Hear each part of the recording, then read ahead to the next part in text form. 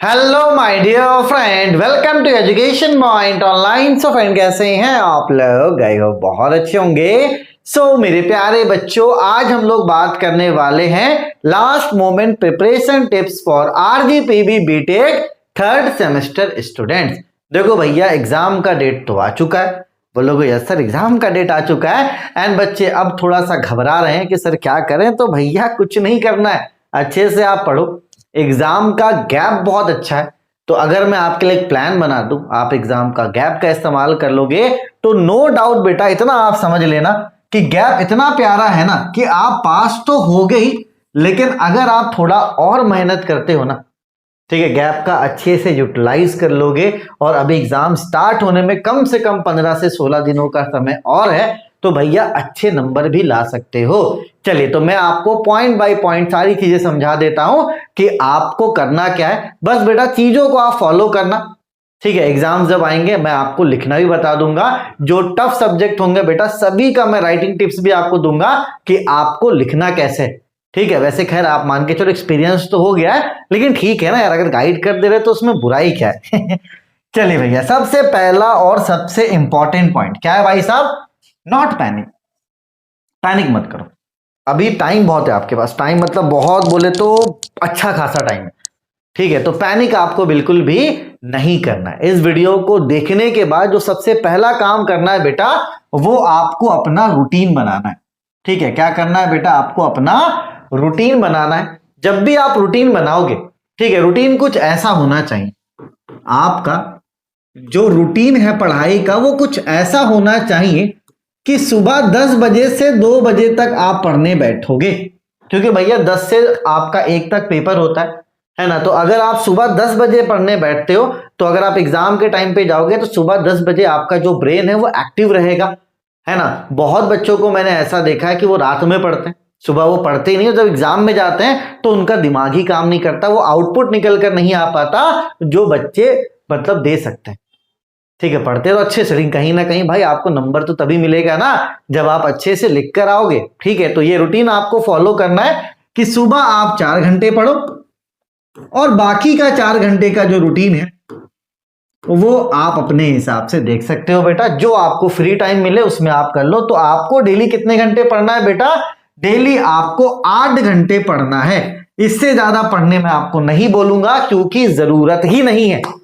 8 घंटे अगर आप क्वालिटी एजुकेशन करते हो, है ना, अच्छे से पढ़ते हो बेटा, तो मजा आ जाएगा आपको, है ना। और अगर मान के चलो आप रूटीन से पढ़ रहे हो, तो रूटीन से अगर आपके पास अभी 15 दिन है और आप 8 घंटे के हिसाब से पढ़ते हो, तो 120 घंटे तो ऐसे ही हो गए ना। 120 घंटे पढ़ने के बाद क्या लग रहा है आपको? एक सब्जेक्ट 30-40 घंटे में कवर अप हो जाता है। तो शॉर्टकट मत मारना, क्योंकि मैंने क्या बोला कि आप पास से भी अच्छा कर सकते हो, है ना। पास तो आप करोगे नो डाउट, लेकिन आप अच्छा स्कोर भी कर सकते हो। और ये भी हो सकता है बेटा कि अच्छे से पढ़ोगे तो आपको थोड़ा नॉलेज भी गेन हो जाए, ठीक है। तो इस बार आपको थोड़ा सा पॉजिटिव सोचना है, ठीक है। चलिए, तो रूटीन कुछ ऐसा रहेगा, सुबह 4 घंटे 10 से 2, बाकी 4 घंटे आप अपने हिसाब से दे सकते हो, ठीक है। चलिए बेटा, अब आपको क्या करना है, जो आपके सब्जेक्ट है, अब देखो हर इंसान हर ब्रांच का कुछ मेन पेपर है ना। जैसे मान के चलो सीएस वाले की बात करूं मैं, तो सीएस वाले का आपका डेटा स्ट्रक्चर हो गया, आपका डिस्क्रीट हो गया, आपका डिजिटल हो गया। तो ये आपके क्या है बेटा? मेन पेपर है ना। उसके बाद आप मान के चलो आपका ट्रिपल ईएस इन्वायरमेंटल और ऊप्स जो है वो थोड़ा सा थ्योरी में आता है, तो ये आपका थ्योरी टेबल पेपर हो गया। तो आपको अपना जो टाइम है वो 70% देना है मेन पेपर के लिए, आप 80% भी दे सकते हो, और थ्योरी के लिए आपको समय देना है 30%, क्योंकि आपको अच्छा खासा गैप भी मिल रहा है। तो अगर आप अभी थ्योरी पेपर नहीं पढ़ते हो, अगर मान लो कि अभी आप थ्योरी पेपर नहीं भी पढ़ते हो एग्जाम तक, तो कोई नुकसान नहीं है, क्योंकि गैप बहुत ज्यादा है भाई साहब, बहुत मतलब बहुत ज्यादा गैप है। आप आराम से थ्योरी पेपर को कवर अप कर सकते हो। तो अभी मैं अगर आपकी जगह पर होता ना बच्चों, तो मैं क्या करता, अभी अपने मेन पेपर पे फोकस करता। जैसे सीएस वालों के लिए मेन पेपर क्या हो गया? डेटा, डिजिटल और आपका डिस्क्रीट, है ना। मैकेनिकल और सिविल के लिए मेन पेपर क्या हो गया? मैकेनिकल और सिविल के लिए मेन पेपर हो गया M3 और आपका सो, है ना। बाकी सब थ्योरेटिकल है। अगर एआईएमएल वाले की बात करें तो प्रोबेबिलिटी स्टैटिस्टिक्स उनका मेन पेपर है, साथ ही साथ आपका डेटा स्ट्रक्चर, ये मेन पेपर हो गया, तो आप अभी मेन पेपर पर फोकस करो, गैप बहुत है। और पता बच्चे गलती क्या करते हैं, बच्चे गलती ये करते हैं भाई साहब कि वो नोट्स नहीं बनाते, है ना, उनका बड़ा दिक्कत है यार, उन्हें शॉर्टकट चाहिए कि कहीं से नोट्स मिल गया, हमने फोटोकॉपी करवा लिया। ये काम आपको नहीं करना है बच्चों, है ना। आपको क्या करना, जैसे मैं क्या करता था कि मुझे जो भी आता है, मुझे जो भी याद है, मैं एक कॉपी बनाता हूं। जैसे मान लो कि आप पढ़ रहे हो डिजिटल एक सब्जेक्ट, ठीक, आप डिजिटल की एक कॉपी बनाओ। अब इस कॉपी में आपको क्या करना है, जो भी आप पढ़ रहे हो ना, अपने हैंड से नोट्स बनाओ, मस्त अपना नोट्स आप खुद बनाओ, ठीक है। अगर हैंड रिटेन नोट्स होगा तो वो बहुत जल्दी याद होता है। आप अगर अपने हाथ से किसी चीज को लिख रहे हो ना, तो उसको याद करना बहुत ही ज्यादा आसान हो जाता है। तो मैं अगर आपके जगह पर होता ना भाई साहब, मैं हैंड रिटेन नोट्स लिखता, अभी भी टाइम मेरे पास है, क्योंकि अपने हाथ का लिखा हुआ आपको बहुत जल्दी याद होगा, बहुत जल्दी आप समझ पाओगे। आप सोचोगे कि शिवानी में टिक कर लें, आप सोचोगे चैट जीपीटी से कर लें, तो भाई थोड़ा बहुत समझ में आएगा, फिर आपके सर के ऊपर से चला जाएगा। और अगर आप एक नोट्स बनाते हो ना, उसका फायदा क्या है कि जितनी भी याद की हुई चीज है ना बेटा, वो आपको एक जगह पर मिल जाएगा, जिससे आपका जो रिवीजन है, जिससे जो आपका क्या है बेटा रिवीजन है, वो क्या हो जाएगा, इजी हो जाएगा। तो ये वाला शॉर्टकट आपको नहीं मारना है, ठीक है। आप प्रॉपर अपने हाथ से नोट्स बनाकर ही पढ़ना, ठीक है। समय भले वो लगता है, लेकिन वो समय जब आप उससे लर्न करोगे, समझोगे, तो वो समय वहां पे बच जाता है। और जो बच्चा समय बचाता है, नोट्स से डायरेक्टली याद करने की कोशिश करता है, आधी चीजें तो भाई एक दिन बाद ही वो भूल जाता है, आधी चीजें। लेकिन आप अपने हाथ से लिखोगे, आप कभी भी 10 दिन बाद भी अगर खोल के कॉपी रिवीजन करोगे, तो सारी चीजें आपको समझ में फिर से आ जाएंगी। नोट्स के साथ ऐसा नहीं, क्योंकि जब आप लिख रहे हो भाई साहब, कहीं ना कहीं उसका वैल्यू ज्यादा है। नोट से क्या, आप 10 बार रिवीजन कर लो, और अपने हाथ के लिखे हुए नोट से आप 2 बार रिवीजन कर लो, वो बराबर है, ठीक है। तो नोट्स आपको बनाना है जहां पर आपको डायग्राम दिखे, ठीक है। डायग्राम पर आपको अच्छा खासा फोकस करना, और एग्जाम्स में बेटा डायग्राम आपको बड़े बड़े बनाकर आना है। तो भैया जब प्रैक्टिस नहीं करोगे तो बनाओगे कैसे, है ना। जब आप प्रैक्टिस नहीं करोगे तो बनाओगे कैसे, ठीक है। तो ये सारी चीजें है ना। 2 और मेन पॉइंट्स है ना। देखो बेटा बात समझो, इंपॉर्टेंट चीजें ये छोटी छोटी चीजें है ना, कोई बड़ी चीजें बड़े डिफरेंस नहीं लाती, छोटी छोटी चीजों से ही बड़ा डिफरेंस होता है। सबसे पहला ये रूटीन है ना, मेन पेपर पर आप फोकस करो, एग्जाम से पहले आप मेन पेपर पर ही फोकस करो। गैप इतना है कि थ्योरी पेपर आप गैप में कर लोगे, ठीक है। चलो उसके बाद आप क्या करना बेटा, कम से कम हर एक सब्जेक्ट में 3 यूनिट पढ़ लो, काफी है। अगर आप हर सब्जेक्ट का 3-3 यूनिट भी पढ़ लेते हो, ये मोर देन इनफ है।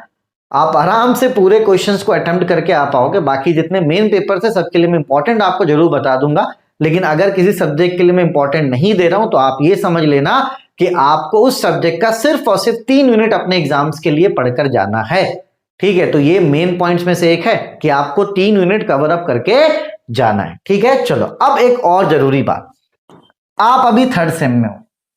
बहुत बच्चों को मैंने देखा है जो इस वीडियो को देख रहे हैं, किसी का M1 बैक है, किसी का M2, किसी का ED, किसी का BEEE, किसी का फिजिक्स और किसी का केमिस्ट्री। अब एक बात समझना बेटा, अपने बैक पेपर को आपको क्या करना है, इसी सेमेस्टर में 3rd सेम में ही क्लियर करना। अगर आपने इसमें से पेपर पे ध्यान नहीं दिया, आप अगर अपने बैक पेपर को 4th सेमेस्टर में लेकर जाओगे, तो ये जो आपके बैक पेपर है ना, ये उस समय बन जाएगा मर्सी पेपर। मर्सी पेपर मतलब क्या, मर्सी पेपर मतलब ये कि अगर आप अब इस पेपर को क्लियर नहीं करते हो, तो आप 6 महीने पीछे हो जाओगे। और मैंने ये देखा है कि जब पेपर मर्सी में जाता है ना, बच्चे पढ़ते अच्छे से, लेकिन इतना डर हो जाता है उनके अंदर कि कहीं ना कहीं डर की वजह से बच्चा फेल हो जाता है।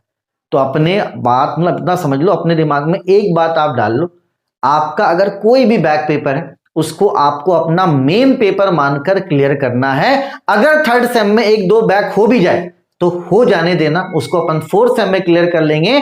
लेकिन फर्स्ट ईयर का बैक अगर आपका लगा है, तो भाई अभी आपको इसी 3rd सेमेस्टर में उसे क्लियर करना है। अगर आप 3rd सेमेस्टर में क्लियर नहीं करोगे, 4th में वो मर्सी में चला जाएगा। और जब वो मर्सी में जाता है ना बेटा, तो मानकर चलो 10 में से सिर्फ 2-3 ऐसे बच्चे होते हैं जिनका पेपर क्लियर हो पाता है। तो इस बात को आपको बहुत ध्यान देना है। आपका कोई भी पेपर बैक हो, अगर BME तक बैक है, तो उसको आप अपने मेन पेपर की तरह पढ़ना। जो आपका मेन पेपर वो तो है ही, लेकिन अगर आपका कोई भी बैक है उसे आपको मेन पेपर की तरह पढ़ के थर्ड सेमेस्टर में ही क्लियर करना है, अदरवाइज दिक्कत हो जाएगा, अदरवाइज दिक्कत हो जाएगा। ठीक है, उसके बाद मैंने आपसे जिक्र किया एग्जाम गैप का। तो भैया एग्जाम गैप भी तो आप देखो कितना है, मतलब मैं क्या ही प्लान बताऊं यार, आप खुद देखो 7 के बाद 13, यहां पर आपको मिल रहा है 8 9 10 11 12 5 दिन, 13 के बाद 20, यहां भी आपको 6 दिन मिल रहा है, 20 के बाद यहां भी 6 दिन, यहां भी मान के चलो 27 के बाद 7, पता नहीं कितने दिन मिल रहे, गिन भी नहीं पाएंगे। ठीक है, तो एग्जाम गैप अच्छा खासा, इसका यूटिलाइज आप करके अपने बैक पेपर को क्लियर करना है। अपने जो मेरे प्यारे बच्चों थ्योरी पेपर वो भी आप इसी एग्जाम गैप में कर लोगे, है ना। तो अभी आपको क्या करना चाहिए, आपको मेन पेपर के साथ अपने बैक पेपर पे भी क्या करना है बेटा, फोकस करना है। ठीक है, एप्लीकेशन पे सभी का फीस 500 कर दिया गया है, जो भी आपके मेजर सब्जेक्ट्स हैं। तो अगर आपको कंटेंट कहीं पर नहीं मिल रहा है, लिंक मैं आपको डिस्क्रिप्शन पे दे रहा हूं, एजुकेशन पॉइंट ऑनलाइन ऐप आप डाउनलोड करो। ठीक है, अभी थर्ड सेमेस्टर का जो भी मेजर कंटेंट है, चाहे सोम हो, डेटा स्ट्रक्चर हो, M3 हो, है ना, इवन डिजिटल हो, ठीक है, आपका प्रोबेबिलिटी स्टैटिस्टिक्स हो, तो ये सारे सब्जेक्ट्स अभी आपको 500 में मिल जाएंगे। तो आप उसे लेकर, जब आपको कंटेंट एक जगह पर मिलेगा ना, तो आपका समय बहुत बचेगा और चीजों को आप अच्छे से कवर अप कर पाओगे। तो भैया रिस्क नहीं लेना है। और अगर आपका फर्स्ट ईयर का कोई पेपर बैक है और आपने अभी तक कोर्स नहीं लिया, कोर्स लेकर उस पर मेहनत करके उसे क्लियर कर लो, क्योंकि आप खुद देखो कि गैप कितना अच्छा है। आप गैप का यूज करके, ये लास्ट पेपर तो छोड़ ही दो यार, लास्ट पेपर तो आप सबसे लास्ट में पढ़ लेना, बहुत गैप है, बहुत मतलब बहुत ज्यादा गैप है, लास्ट पेपर को तो आप छोड़ ही दो, है ना। तो इसका मेहनत आपको कहां पर करना है, अपने बैक पेपर पे। मैं फिर से बोल रहा हूं यार, बच्चे वही गलती करते हैं, फिजिक्स केमिस्ट्री कोई भी पेपर हो हल्के में नहीं लेना, बैक को क्लियर करो। ठीक है, चलिए, जैसे आपके एग्जाम्स आएंगे बेटा मैं आपको लिखना बता दूंगा, साथ ही साथ इंपॉर्टेंट क्वेश्चंस भी आपको मैं प्रोवाइड करवा दूंगा। बस आप अपने मेन पेपर पे और बैक पेपर पे फोकस कीजिए। तब तक अपने और अपनों का खूब ख्याल रखिए। Take care, bye bye, Tata.